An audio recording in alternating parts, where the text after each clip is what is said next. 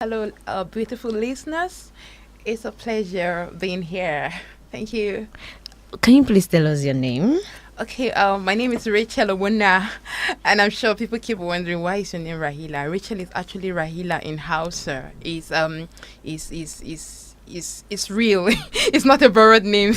You can go check out your Hausa Bible. Yes, it's in the Bible. Wow. Because I was wondering you bearing Rahila for using Rahila for your business name and your name is Rachel. So, okay.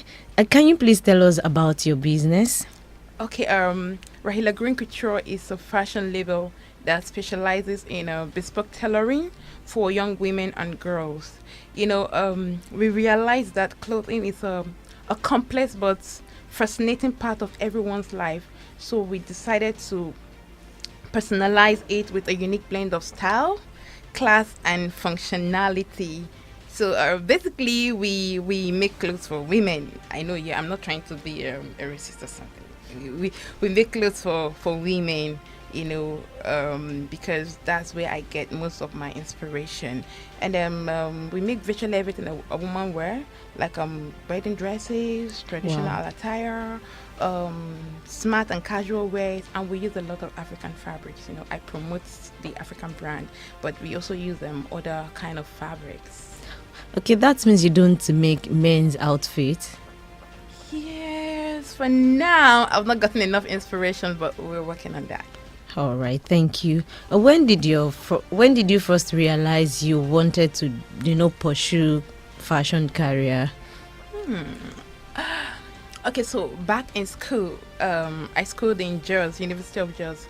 So back in school, I help out my friends. I make clothes for them whenever they are going for events and they can't afford to pay a tailor. So I will make their clothes. I'll just take up regular styles and add my personal touch.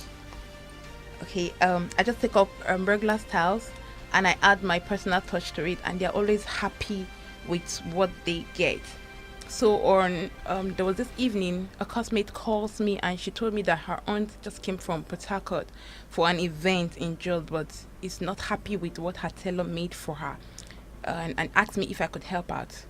I was really scared, but I decided to take up the challenge because before then, all I do was just make something for my friends, and they were okay with it since they are not actually paying. So I took it up. They brought another fabric. I made her clothes, and she was happy with it. And then guess what? She paid me 1,500 naira. Oh God, that was a whole lot of money. I've never seen that kind of money, since when I started making clothes. And immediately I realized that that could actually be a genuine source of income. Income. Hmm. And I never looked back ever since. And then another thing about tailoring is that it comes to me like a second nature, and the more I sew, the deeper I fell in love with the act of sewing. So that was how I started off as a tailor. And immediately you just pick it as a passion and you started. Yes, I'm passionate Wow. about it. Okay, what was your plan as an entrepreneur when you started the business? Um. Okay, I I actually had dreams of creating a ready-to-wear line because I felt it was easier. You just make the clothes and you sell. But I realized that couture gives it a more customized and a more customized feel that appeals to each body type. And at the end of the day, actually, when you make clothes for certain people and you see how it looks on them, you're just amazed and you're loving what you have done. So basically, I started off. My initial plan was to do a ready to wear, but now I am going more into the couture. Are you not planning to do ready to wear maybe later in the future? Yes, I'm still. Well, it's still something that I am working towards. But for now, I just want to concentrate on the couture. Once I have perfected that aspect of it, then I can start doing the ready to wear. All right. What was your rocky biggest mistake you've ever made as a designer and as an entrepreneur? Yes, as a designer and as an entrepreneur, I think it was getting into partnership with others. Yes, I know a lot of people are looking forward to partnership and stuff, but when you get into partnership with other people who don't share your vision, I know it doesn't work out well. So I got into this partnership with these people that don't share my vision, and I also believe that I needed them to build my dream. Has that then? Yes, and that was like that was like 3 years ago. So when the whole thing hit the rock bottom, I had to step back and start all over again. Okay, but how many years have you been sewing? Wow. I tell people I don't know how big my mom's tummy was, because apparently I was in there with a sewing machine. I don't know. I've been sewing all my life. It started off with making little purses with needle and thread, making intricate designs on handkerchiefs, doing some things for myself, wearable stuff for myself, making clothes for my friends. So it just kept evolving until it finally became a business. Wow. That means just a passion. But do you learn how to sew, or is it that it's something you just started on your own? Yes. Initially, I started off on my own, and then to that point, I made clothes for that lady that paid me. I was doing it on my own. I didn't have any form of training. Wow. Yes. Until in 2009, when I came to Lagos, I kept telling people, I want to make clothes like these Lagos people.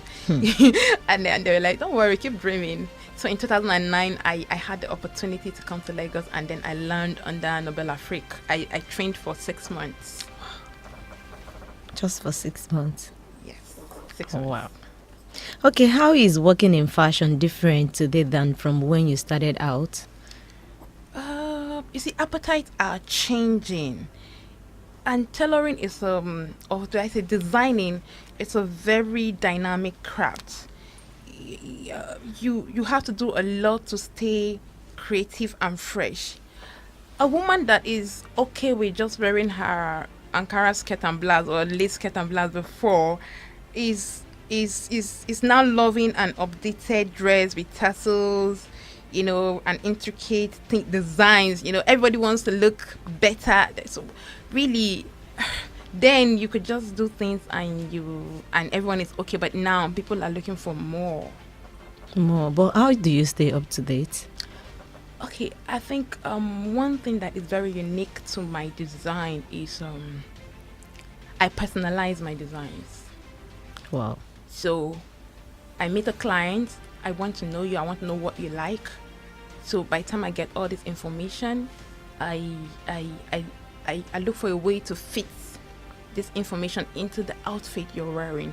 Okay, other information I need is time, seasons, and occasion. Wow. So when I get all this information, I make them into a clothes. And another thing I realize is when you make such kind of clothes, they are timeless. So at any time you wear them, they are still relevant. Like people can still connect to what you're wearing. That means you really take your time before making any outfit. But the thing about it, do you meet them one-on-one to ask them some certain questions? It doesn't always work out that way. Okay, I'm going to give you some instances. The first wedding dress I made, I never met her. Wow. I didn't take measurements myself. So I just told her the basic measurements I needed, and she sent them to me, and I made the wedding dress, and it was perfect. Then again, I made another wedding dress for someone in Canada. I was only able to speak with her, and then she sent me pictures of her. And then last year, I also made a wedding dress for someone in the US. Yes, we spoke on phone. We had video calls and stuff like that. She passed me the information, but she gave me almost all the information I needed. And the wedding dress, in fact, she told me she had a backup plan, but when the dresses arrived, she didn't need to wear the other backup because mine was just perfect. And then last week, I got a picture of someone I have never met, I have never spoken to. I don't know what she looks like. I made an outfit for her, and they just had to send me the picture because of how the clothes looks on her. So basically what I do is whatever information is available, I stretch it, and it helps me to be able to create something. And I also try to have a mental picture of who I'm making clothes for. So I really don't have to meet you one on one. All I need to do is work with the information I have and try to create a mental picture of the person. All right, thank you. But in some cases, you know that in making some outfits for some people, you need to get their sizes, maybe size 8, size 10. How do you go about it? Do they tell you their sizes before you start making their outfits, or you just ask them, measure your bust, if your bust is size 8, if your waist is size, how do you blend it to bring out a good outfit for them? Okay, like I told you initially, I stretch every information I'm able to get. So if I'm not able to meet you and you send me a measurement and I look at the measurement and I'm not quite sure of what I'm getting, I ask you what your dress size is. So that helps me, with the measurement I have on ground, and then with the dress size, imagine you're a size 8, UK size 8, and you give me a certain measurement, and I'm like, okay, this measurement does not work for a size 8.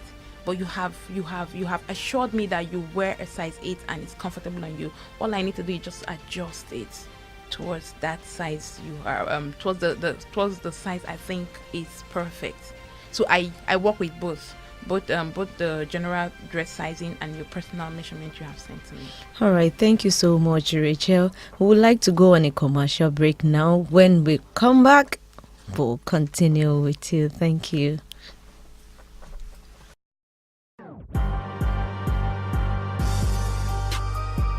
You're welcome to Insights Radio.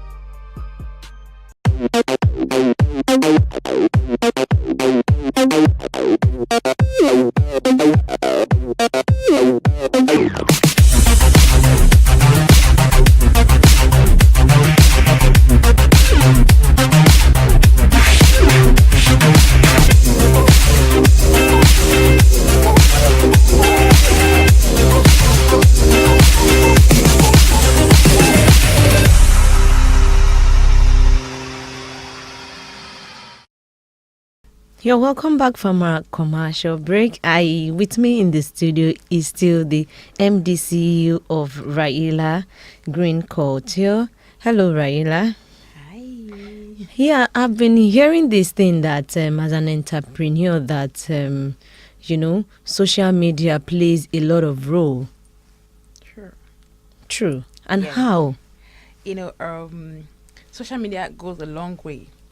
We have departed from the style magazine times. There was a time where you need a style magazine for you to be able to know what style is trending. Now you go on social media and you have everything you want. Like for instance, I use my my social media pages for as my personal lookbook. So whatever I design, I share it or I post it there, and then when I need to refer back to it, or maybe when people want to see what I'm doing, all they need to do is just to go to my social media pages and look up the designs I have out there. And in the same way, when I'm looking for something, for instance, I'm trying to get a style for or inspiration to design a dress, all I need to do is Google dresses, or maybe go on social media or on Instagram. And look up dresses. You will see tons of designs that you can get inspiration from. So yes, social media, please. All right. Before I move on, I would like to know your social media handle. Okay. On Instagram, I am at Rahila Green Couture, and then Facebook, Rahila Green. All right. Thank you. Okay, that means you don't stress yourself in buying magazine any longer. But I still feel buying magazine can still be of help. But with social media, like with what you've just said, that means you don't really go for magazine. The only thing you just do is to either go to Instagram, go to your Facebook to check different styles. Pinterest too plays a big role. Pinterest, you get a lot of styles from there. It's not like fashion magazines are not good. The challenge for me is always having it available, like always having it handy. You have to go look for it where you dropped it, or maybe you're on the road.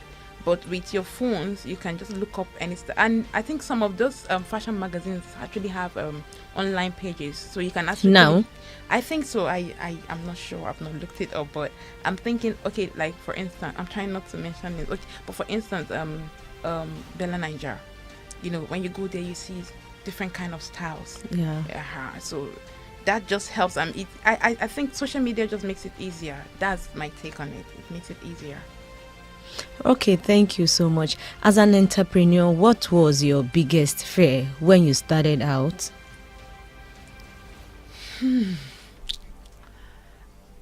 I guess I was so excited about starting up that I didn't even think about the fear. But at some point I became afraid because my competitors had edge over me. I didn't start off like a lot of people started off. I didn't even have my own machine when I started off.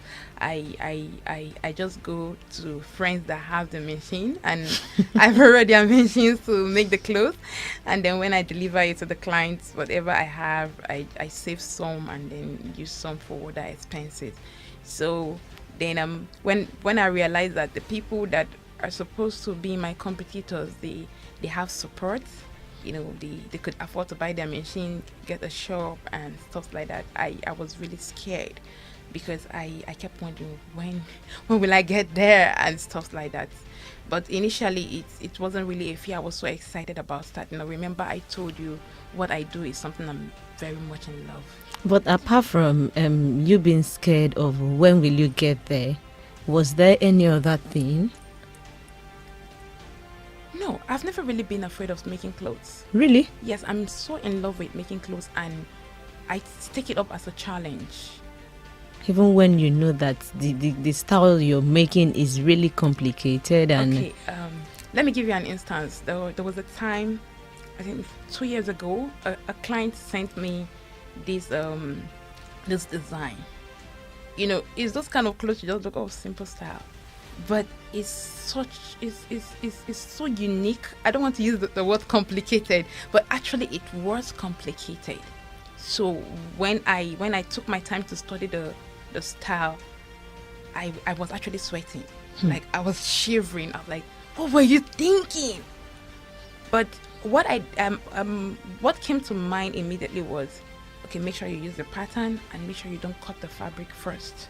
So I got a cheaper fabric and I tried out the design with the cheaper fabric. So when it looked like what I was trying to do, I started off. So I made that dress for like 3 days. So I make part of it, I hang it on the mannequin, and then when I'm tired, I go to sleep. I wake up, I continue. For me, it was a challenge, and I just had to do it. And then it was also interesting. You go to sleep and you see what you're doing in your dreams, and you wake up and it's right there staring you in the face. So really, it wasn't really a challenge for me. It wasn't really something I fear. Yes, it could be challenging, but I enjoyed it every step of the way. All right, thank you. I'm laughing. I know that for some designers, for some tailors, or let me say designers, when they see some styles, they're always, fidgeting. How will I make it? Who will I call? But in your own case, I've never seen someone as bold as you, because it's not easy making some outfits. Okay, I'm just gonna quote the Bible right now. The Bible says, "Love knows no fear." I love what I do, so I can't be scared. Okay, thank you. What is your favorite part of being a designer? Oh, I think the highlight for me in for every time I I design an outfit for a client is seeing the glow that comes from them wearing it. Actually, maybe for some that are, I have to, maybe they didn't come to me to pick up, I have to make and send to them. Some of them just call me, oh my god, Rahila Green, you've done it again. Those things for me are like a trophy. It's not Wow. about the amount they are paying, but it's about the satisfaction I'm able to bring to my customers. So the highlight for me is seeing that glow that comes from them wearing this magical outfit that I have designed for them. There was a time I made an outfit for a client, and then she calls me up that I should look up her DP. So I did, and what I saw was I just got Rahila Greenified. And then I was like, Rahila Greenified. Okay, what does that mean? I said, well, that's my definition of satisfaction. Wow. And that was how the name came to stay. Getting that from a client, that means she actually sat down and she thought about it, and you would know it came from inside. I didn't go anywhere to look for that name. It was given to me by a client. She says that Rahila Greenified is the feeling you get when you wear an outfit made by Rahila Green Couture. Wow. Yes. Well, at that moment you were so happy. Yes, I was. But in fashion, there's always this pressure from clients. How do you manage it? Pressure, I don't understand. In terms of delivery or? Yes, delivery. Okay, yeah. Generally, when a client calls me up, if I'm not available, I tell them I'm not available. But there are certain people that you don't tell them you're not available, probably because of the relationship you have with them, or there are some very special clients. Yeah. You just have to take up their job. Like, for instance, I had this client, she doesn't make clothes elsewhere.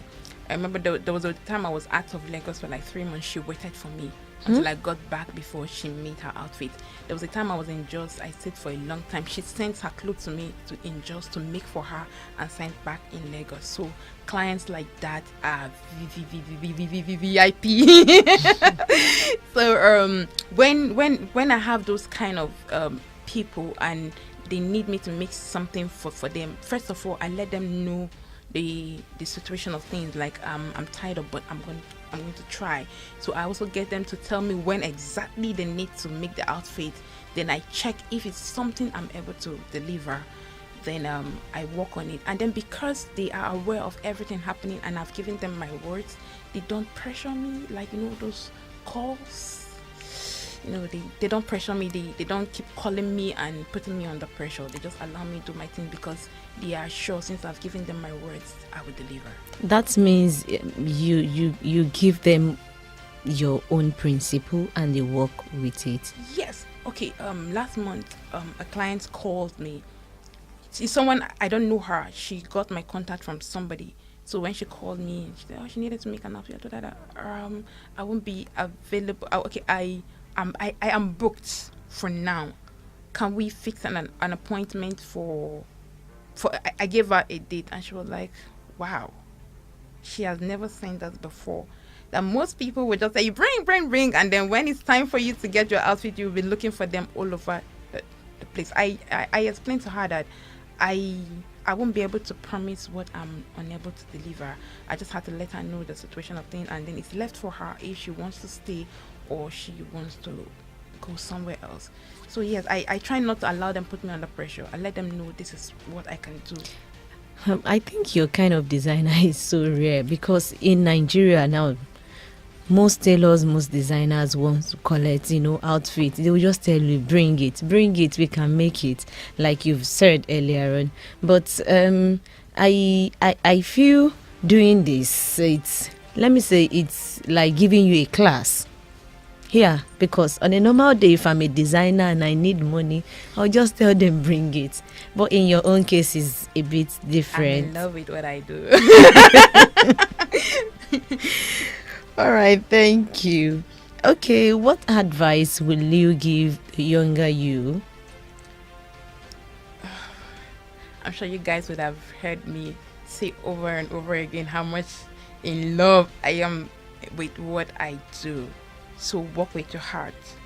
It's not easy, or rather it is easier to go with the vogue and the trend, but as long as you put your heart into it, you will always come up with something fresh and different.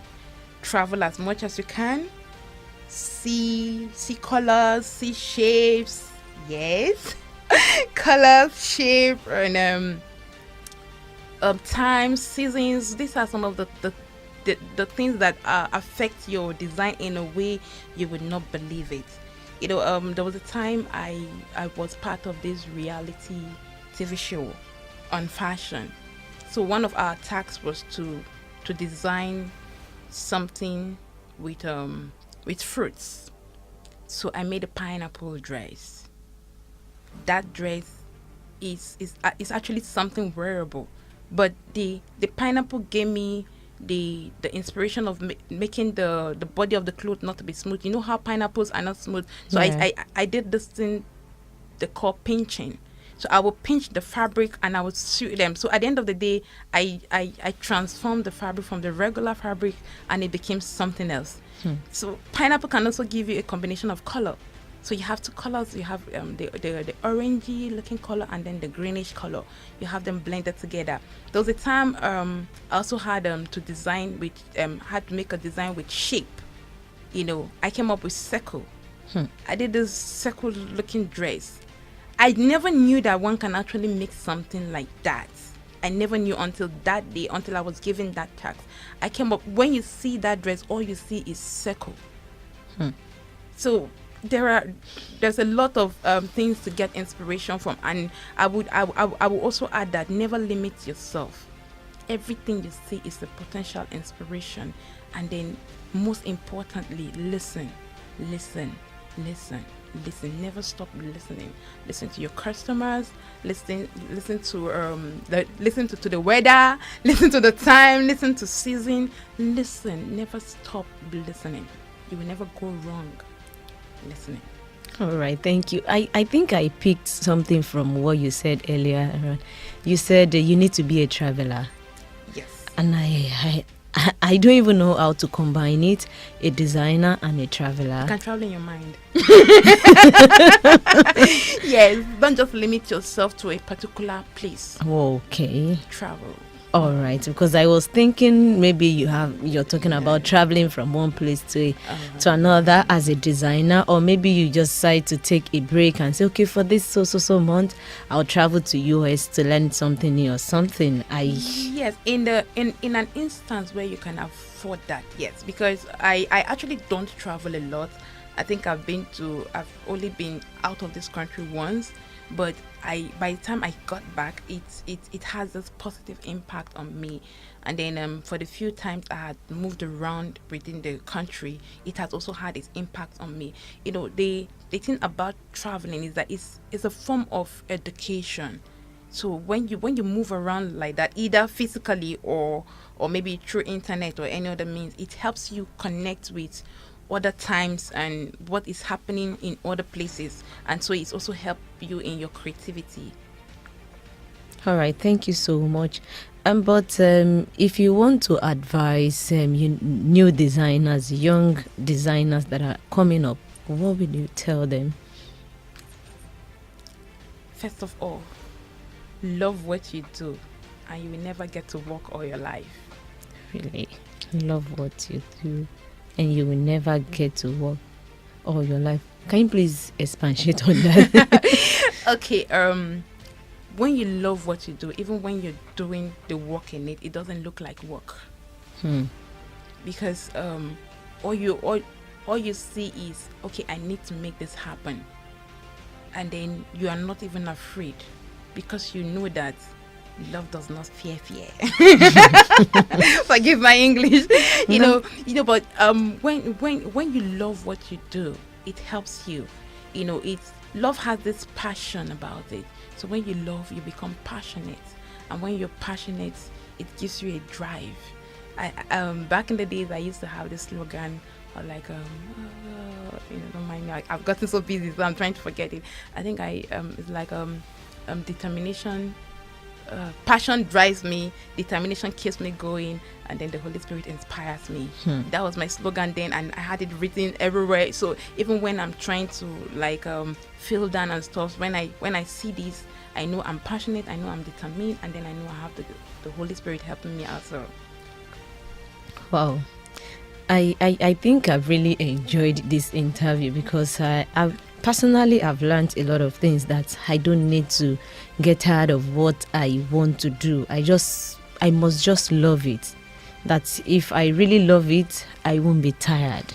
And really, you've really inspired me because on a normal day, for someone like me, I really get easily, discouraged. But with this, I think I just have to put my mind to some things I really love doing. So it's been a great time with you in the studio today, Rachel. And I'm very sure that listener out there too would have gained something. Thank you so much. And I know that your business will go greater. God will take it higher. thank you. And at least you've started making outfit for people outside the country, and it will go wow all around the world. So thank you so much. And still Entrepreneur's Corner. My name is Tope Buraimo. Okay, see you next time next week. Bye.